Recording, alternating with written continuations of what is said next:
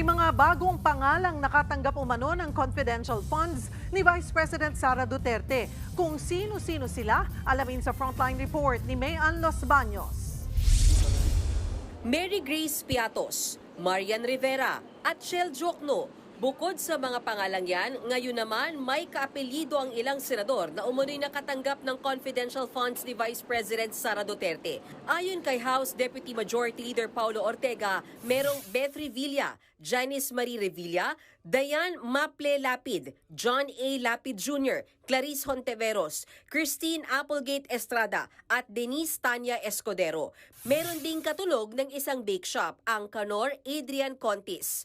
Meron pang kaapelyido ng isang kongresista na sina Chris Solon at Paul M. Solon.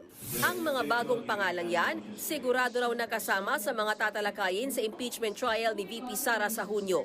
Ipinasilip na nga sa media kung saan isasagawa ang paglilitis. Wala pang bagong tugon si VP Sara tungkol sa mga bagong lumalabas sa pangalan kaugnay ng confidential funds. Nasa the Netherlands siya ngayon para bisitahin ang amang si dating Pangulong Duterte na nakakulong sa The Hague.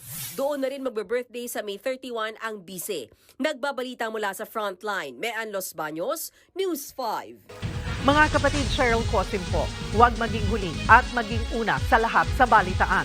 Para sa tuloy-tuloy na talakayang sa Frontline, mag-follow at mag-subscribe sa social media pages ng News 5.